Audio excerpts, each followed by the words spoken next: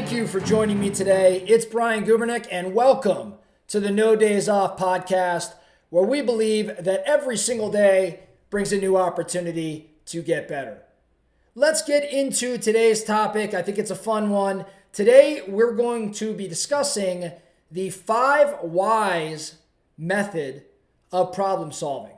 Whys, W-H-Y apostrophe S. The 5 whys method of problem solving.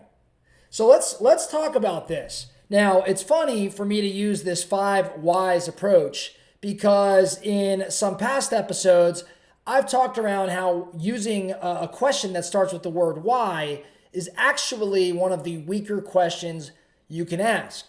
But here's the caveat. It is a weak question that you can ask of someone else. But when you're in problem solving mode, number one, you may be solving your own problems. So hopefully you're honest.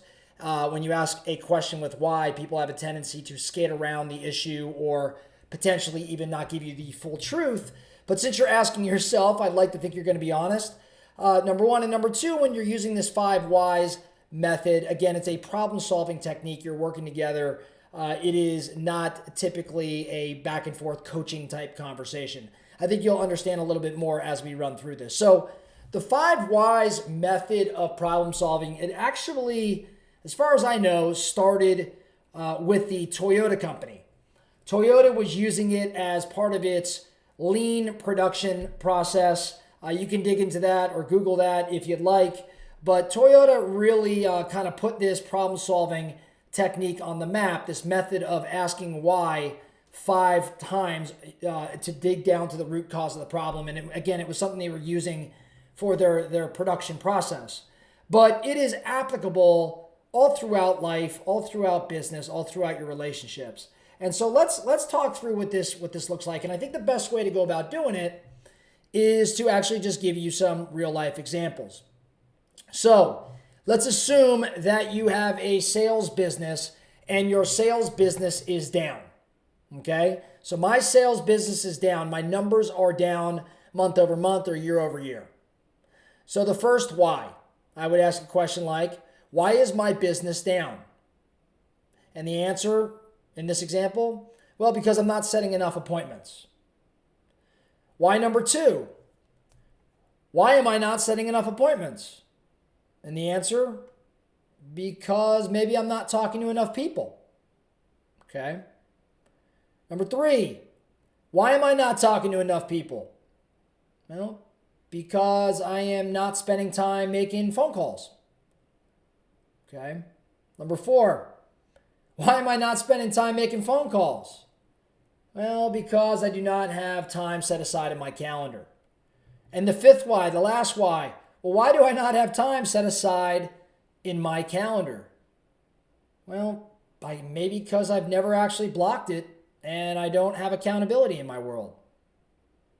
So what did we discover here? In this particular example, given the direction this conversation went in this role play with myself in this example, my business is down.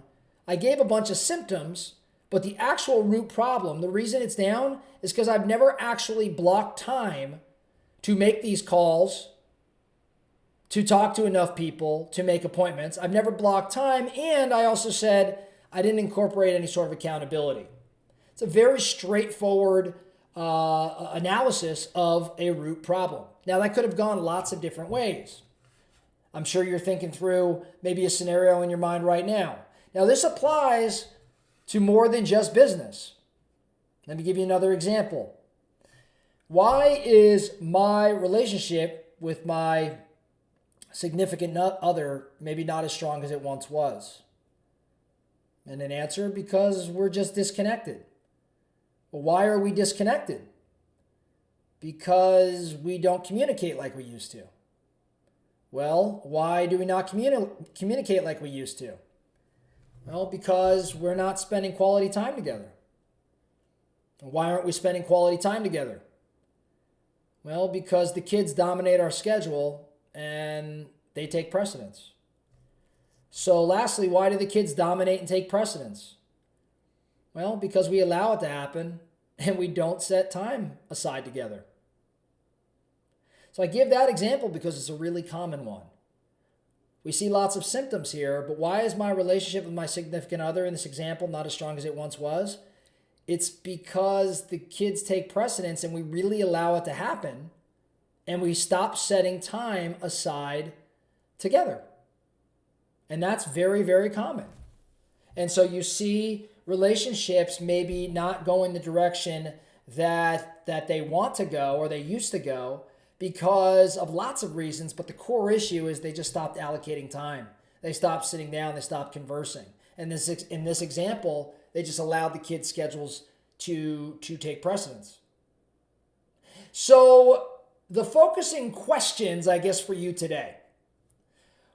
What are you trying to solve for? What problem are you looking to solve for? And how could you leverage the 5 whys method of getting down to the root problem so that you can take action and solve?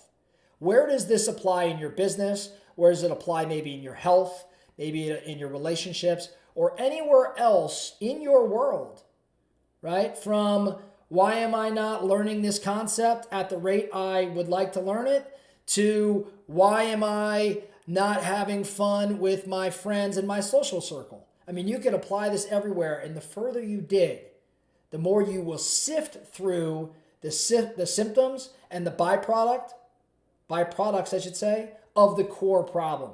The focus of the 5 whys is to get to the core problem. So, again, focusing question for you.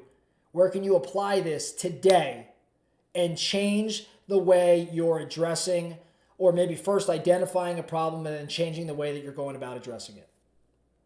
That's all I have for you today. No Days Off podcast. Thank you so much for listening. And remember, every single day brings a new opportunity to get better.